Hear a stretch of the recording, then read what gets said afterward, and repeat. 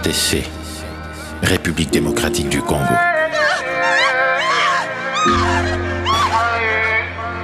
Sur ce sol trempé de sang de nos mères et du sang de nos pères. Sur ce sol qui a vomi les ossements de nos fils décapités. Sur ces terres qui résonnent des cris de détresse de nos filles violées. Sur ces terres de la désolation où nos richesses sont pillées. Ce que vous avez entendu, ce qui se passe à l'est du Congo, ça peut paraître loin, mais savez-vous que l'Europe y joue un rôle direct et mortifère? Alors commençons par le début. À l'est du Congo, au Kivu, la frontière avec le Rwanda, la guerre a causé environ 6 millions de morts. Certains estiment d'ailleurs que la moitié de ces morts seraient des enfants, imaginez-vous. Alors aujourd'hui, on parle surtout du groupe dit rebelle du M23 qui déstabilise la région. Et en fait, avec l'aide du Rwanda, ce groupe occupe aujourd'hui une partie du territoire congolais. Et le rôle du régime rwandais est fondamental. Les Nations Unies ont constaté que le Rwanda ne livre pas seulement des armes ou de l'argent, mais a même des soldats sur place. Le secrétaire général des Nations Unies, Antonio Guterres, a d'ailleurs appelé le régime rwandais de Kagame à cesser de soutenir le M23 et à se retirer du territoire de la République démocratique du Congo. Parce qu'il s'agit vraiment, en fait, d'une violation de la souveraineté du Congo et du droit international. Et que va chercher le régime rwandais en République démocratique du Congo? En fait, cette région est hyper riche en minerais, ressources naturelles, notamment le cobalt et le coltan. Ce sont des minerais essentiels pour les multinationales européennes qui servent entre autres pour les smartphones, les batteries, mais qui sont aussi utilisés dans l'industrie de la défense, dans la transition verte, l'aéronautique. Et donc le Kivu contient 60% des réserves mondiales de coltan à lui tout seul. Imaginez-vous l'importance stratégique de cette région. En d'autres mots, la guerre, les massacres, la déstabilisation à l'est du Congo arrangent bien ceux qui veulent voler les richesses naturelles, les matières premières du Congo. Et sans surprise, un groupe d'experts des Nations Unies a constaté qu'en 2023, le Rwanda a enregistré une hausse sans précédent de ses exportations de coltan, une augmentation de 50% par rapport à l'année précédente.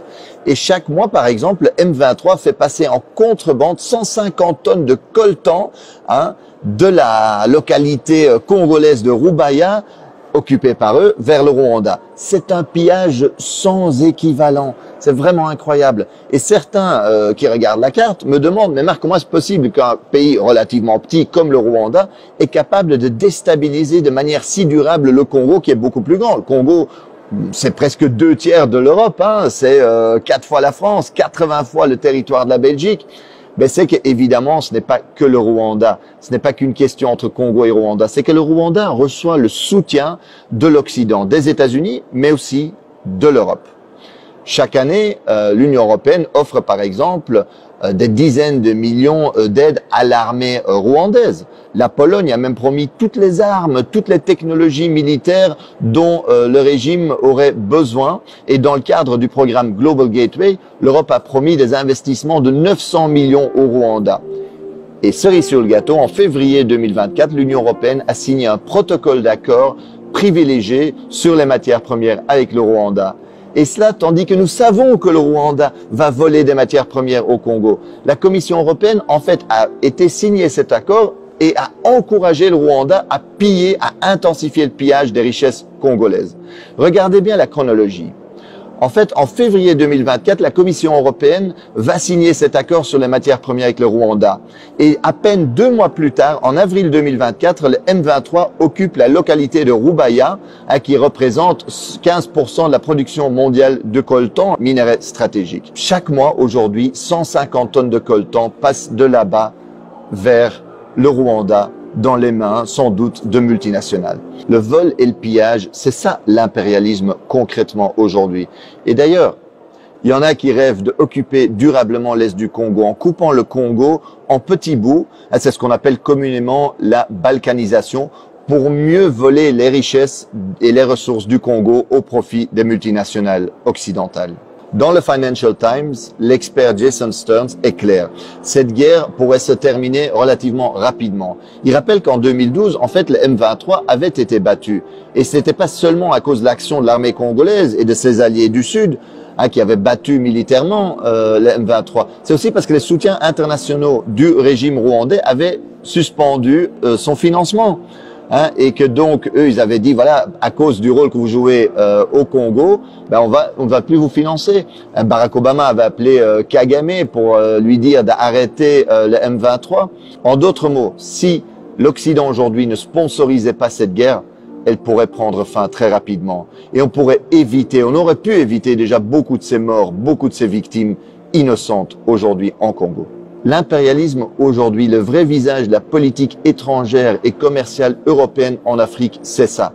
Et quand la Russie envahit l'Ukraine, l'Union européenne parle du droit international, à juste titre. Mais quand son allié rwandais viole la souveraineté congolaise, commet des massacres, elle soutient. Comme quand Israël occupe la Palestine, le Liban, la Syrie, l'Union européenne se range du côté de l'agresseur. Alors aujourd'hui, faisons pression sur les dirigeants européens parce que ce n'est pas acceptable que l'Europe joue ce rôle-là. Alors il est possible aujourd'hui de faire pression, c'est nécessaire pour que l'Europe arrête sa complicité avec les crimes sur place. Alors envoyons un message à Ursula von der Leyen, présidente de la Commission européenne, ou à la ministre des Affaires étrangères de l'Union européenne, Kaja Kallas. Envoyez-leur un message par les réseaux sociaux, envoyez-leur cette vidéo-ci. Et en plus, mobilisez-vous dans la rue, parce qu'il faut mettre la pression sur nos gouvernements aujourd'hui. Un jour nouveau s'est levé, un jour d'espoir pour nos victimes, un jour pour l'honneur de nos pères, un jour de gloire pour la nation. Se lever comme jamais, les horizons s'éclaircissent et nos peurs se dissipent. Si l'Union européenne était si attachée à l'éthique, elle arrêterait d'être le receleur du pillage qu'effectue le Rwanda à l'égard de la République démocratique du Congo, parce que le Rwanda pille les matières premières qui sont souvent rares d'ailleurs, qui appartiennent aux Congolais, et les revendent à l'Union européenne depuis février 2024, et l'Union européenne ferme les yeux sur ce pillage. Vous croyez que c'est très moral, ça? Voilà, vous voyez, attention, parce que la morale telle qu'elle est exprimée par l'Union européenne est parfois assez contestable. La mère patrie a déployé ses ailes, l'opprimé a vu lueur d'espoir, les violentes pleurent des larmes d'espoir.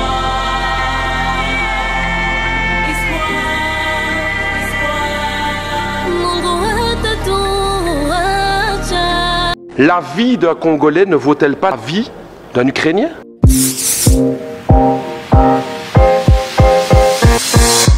Madame la ministre des Affaires étrangères du Royaume de Belgique, je vous interpelle sur la situation dramatique du peuple congolais.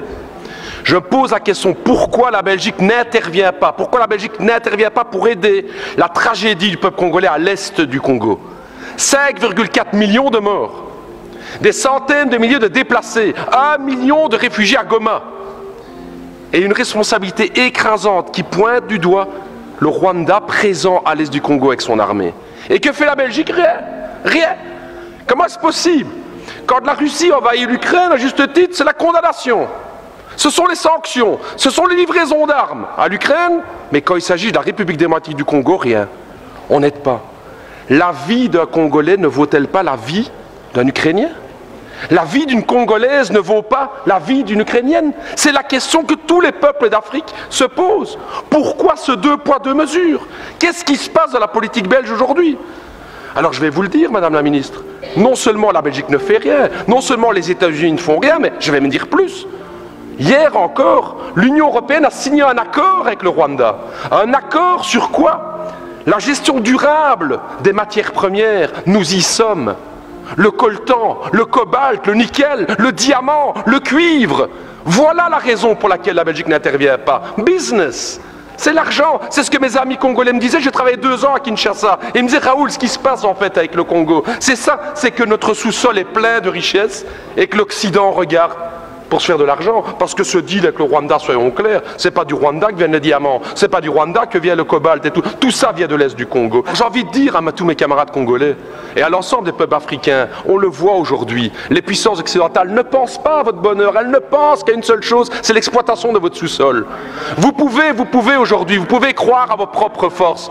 J'ai envie de dire, moi, au peuple congolais, pensez à cette pensée de Patrice Emery Lumumba, cette force du Congo, justement. Pensez à Kwame Nkrumah, justement, le panafricanisme qui doit être là. Pensez à Thomas Sankara qui disait clairement, effectivement, que les peuples africains peuvent prendre leur destinée en main. Ne comptez pas sur les gouvernements occidentaux pour vous soutenir, mais par contre, les peuples d'Europe sont à vos côtés, les peuples africains, pour vos combats, pour une vraie indépendance économique et démocratique. Pour tous ceux qui sont tombés à l'Est, pour la Bama Oya Congo.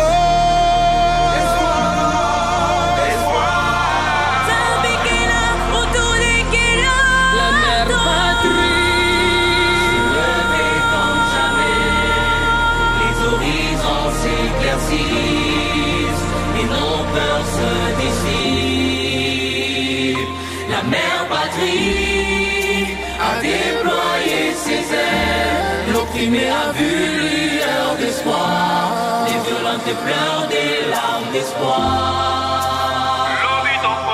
Espoir, espoir.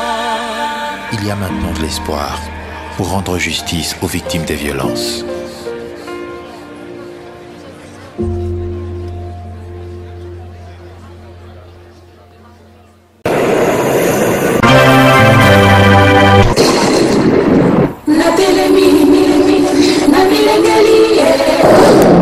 Bonjour la famille de Miv Groupe Le Rocher, vous êtes toujours les bienvenus dans votre chaîne Miv Groupe Le Rocher pour la sensibilisation, l'éducation et la conscientisation.